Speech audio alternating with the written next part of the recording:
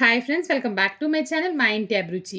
ఈ రోజు వీడియోలో చాలా సింపుల్గా పిల్లల కోసం ఒక లంచ్ బాక్స్ రెసిపీ అయితే చేసి చూపించబోతున్నానండి. ఈ రోజు నేను రెస్టారెంట్ స్టైల్లో చాలా సింపుల్గా చేసి చాలా టేస్టీగా ఉండే వెజ్ ఫ్రైడ్ రైస్ అయితే తయారు చేయబోతున్నాను. దానికోసం అయితే నేను ఒక వాక్ అయితే పెట్టానండి. నేను ఉపయోగిస్తున్న ఈ ఐరన్ వాక్ వచ్చేసి ద ఇండస్ వ్యాలీ నుంచి తీసుకున్న ఐరన్ వాక్ అనమాట. చాలా బాగుందండి ఇటువంటి రైస్లు చేసినప్పుడు. మీకు కనుక ఇది కావాలనుకుంటే కనుక డిస్క్రిప్షన్లో లింక్ ఉంది, కమెంట్లో కూడా పిన్ చేసి పెట్టాను చూడండి లింక్స్ అనేవి.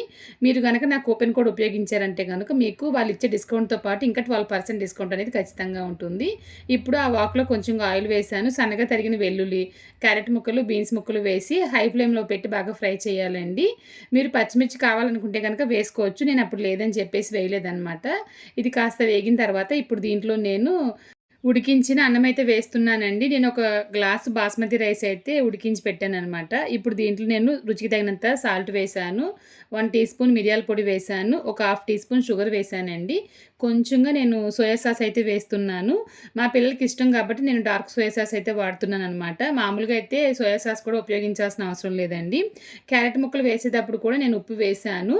సోయా సాస్‌లో కూడా ఉప్పు ఉంటుంది కాబట్టి ఉప్పు అనేది చూసి వేసుకోండి.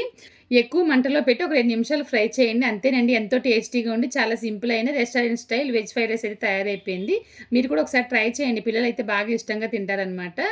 ఇక ఈ వీడియో కనుక మీకు నచ్చినట్లయితే మర్చిపోకుండా లైక్ చేయండి, షేర్ చేయండి, కమెంట్ చేయండి. నెక్స్ట్ ఇంకొక మంచి రెసిపీతో మీ ముందుకు వస్తానండి. ఇంకొక వీడియోలో మళ్ళీ కలుద్దాం. Thank you.